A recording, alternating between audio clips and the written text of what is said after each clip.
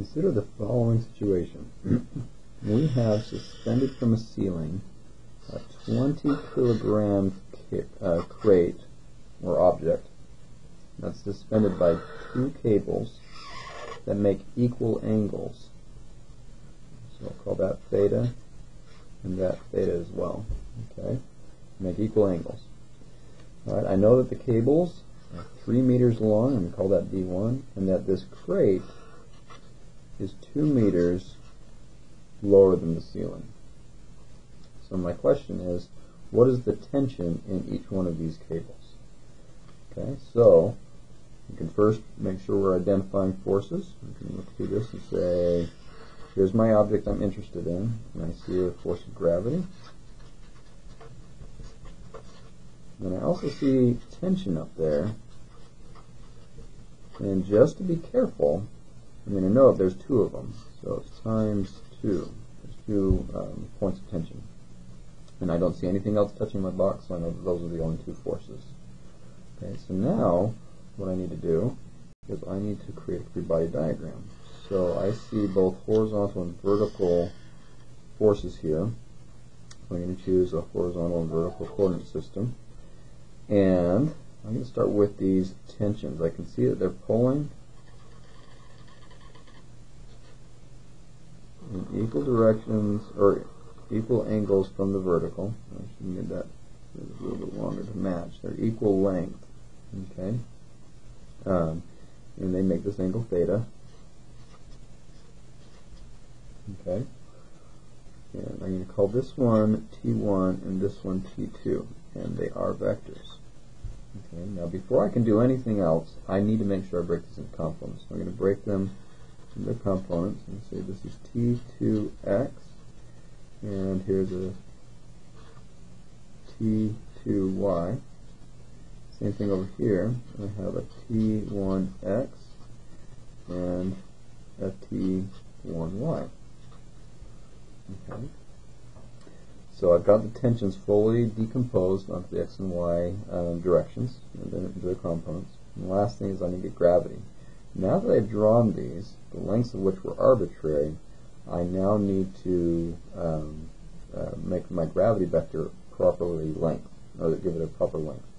Okay, so if this is not accelerating, I know that F net equals 0.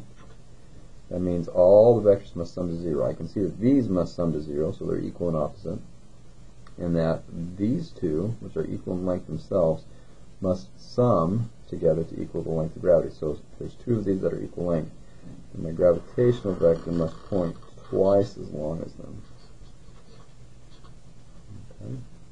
Okay, so this is a complete free body diagram. I've got each force represented, any forces that are not on an axis decomposed, and then I have an indication of whether or not the net force is 0 or otherwise.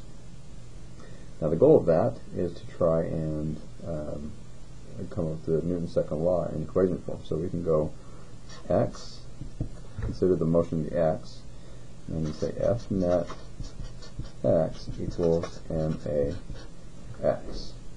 So that should be big A. And it is not accelerating, so I know that that is 0. And so what is F net x? Well, I know it's going to be equal to 0, but what comprises F net? I've chosen this way to be positive, so I have T2x minus T1x equals 0. And therefore, T2x equals T1x. Okay. Now further, I also know that the angle is the same, and T1x is going to be, see if this is the theta I've defined, T1x would be opposite to that angle because I can transpose it up there. So I have T2 sine theta is going to be equal to T1 sine of theta, and since these are the same, I know T2 equals T1, which I'll just give the global variable T.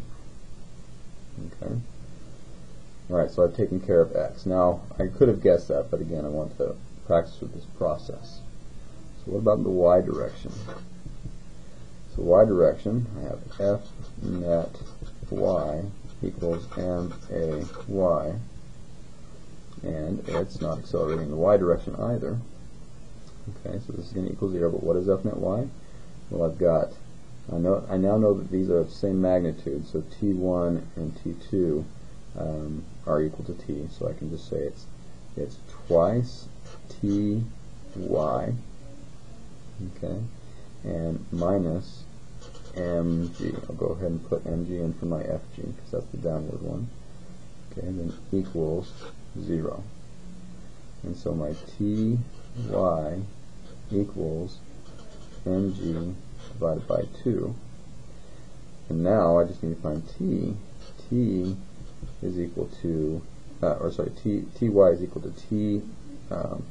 This is the angle, and I can move this over right here, so it's the cosine. It's adjacent to the theta given. So t, oops, sorry, my marker's dying out. Cosine theta equals mg over 2. And therefore, I can get a final answer of t equals mg over 2 cosine of theta. And I've been able to find tension through using these two, each component of Newton's second law, as I found and described from this free body diagram. Now, the last thing to do is, well, to find theta, I'm going to leave that as an exercise you can do on your own, but with dimensions given, we could find theta and then plug it in to find t.